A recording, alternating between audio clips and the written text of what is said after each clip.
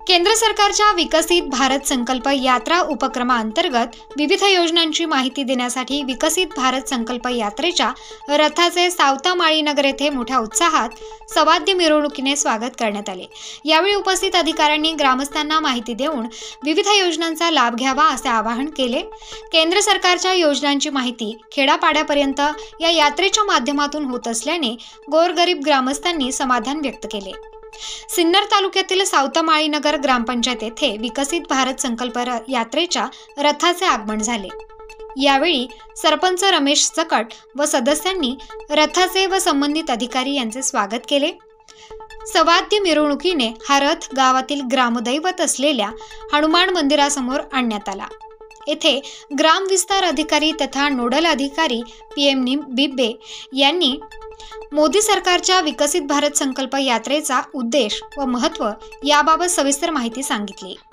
Ayushman Bharat card योजना, प्रधानमंत्री आवास योजना, मोदी आवास योजना, रमाई आवास योजना, शबरी आवास योजना, जनसुविधा योजनांची माहिती उपस्थित ग्रामस्थांना सांगितली।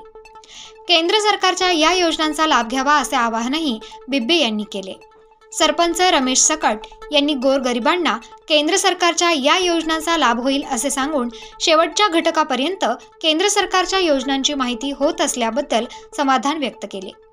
यावेळी पोलीस पाटील नामदेव बोडके, ग्रामसेवक शिरसाट, प्राथमिक शिक्षक कोळी, ग्रामपंचायत सदस्य पुंडलिक गायकवाड, गंगूबाई मेंगाळ, बबन घोडेकर, खंडू गीते, चेतन घोडेकर, गौरव कानडे, बबन कानडे, बंटी मेंगाळ, पप्पू गीते, उत्तम गीते आदींसह ग्रामस्थ उपस्थित होते।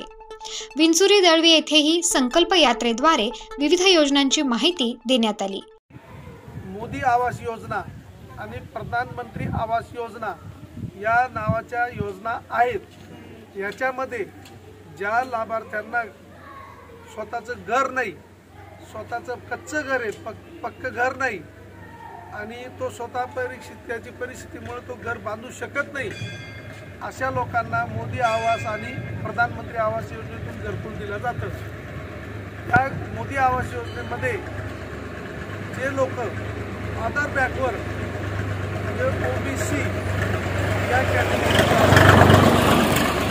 याद्या आता ग्रामपंचायतीने तयार केलेल्या आहेत आणि त्या पद्धतीने त्या जसा जसा निधी उपलब्ध होईल तसं लाभार्थ्यांना घरकुलाचा लाभ दिला जाईल। प्रधानमंत्री आवास योजनेमध्ये सुद्धा आपल्या गावामध्ये यापूर्वी लाभ दिलेले आहेत, बरोबर ना सरपंच साहेब? काय उरलं बाकी? शबरी आवास योजनेअंतर्गत जे अनुसूचित जमाती म्हणजे याच्यामध्ये बिल्ल कोळी, ठाकर, महादेव कोळी जी कॅटेगरी याच्यामध्ये बसत असतील त्यांनी आपल्या स्वतःचा जातीचा दाखला, उत्पन्नाचा दाखला, जागा असल्याचा दाखला या पद्धतीने कागदपत्राची पूर्तता करून देऊन त्याचा लाभ घेता येईल। रमाई आवास योजनेमध्ये मार, मांग, चांबार या कॅटेगरीचे जे लाभार्थी असतील यांनी आपल्या जातीचा दाखला, उत्पन्नाचा दाखला आणि स्वतःच्या जागा असल्याचे दाखला हे सगळे कागदपत्र जोडून या योजनेचा सुद्धा लाभ घ्यायचा आहे। त्याच्यानंतर आता शासनाने गॅसच्या बाबतीत जे उज्ज्वला गॅस योजना याच्या संदर्भात माहिती दिलेली आहे, त्याचा काय बेनिफिट आहे ते पण त्यांनी सांगितलेलं आहे। अशा पद्धतीने ज्या ज्या काही योजना सरकारच्या आहेत, आता कृषी विभागाचे अधिकारी नाहीत, त्यांनी कृषी विभागाच्या योजना सांगितल्या असत्या। त्याच्यामध्ये शेडनेट योजना आहेत, कांदा चाळीच्या योजना आहेत। या योजनेच्या बाबतीत कृषी सहाय्यक यांच्याशी संपर्क साधून त्याही योजनेचा लाभ घ्यायचा आहे। तर तुमच्याकडच्या आहेत त्या काही योजना नाही, म्हणजे सांगायचा हेतू असा की ज्या ज्या योजना आहेत त्या त्या योजनेचे लाभार्थ्यांनी त्या त्या पद्धतीने ग्रामसेवक, कृषी सहाय्यक यांच्याकडे कागदपत्र पूर्तता करून देऊन योजनेचा लाभ घ्यायचा आहे। हा या संकल्प यात्रेचा उद्देश आहे। नाशिक स्टार न्यूज साठी वाल्मिक शिरसाट, नाशिक।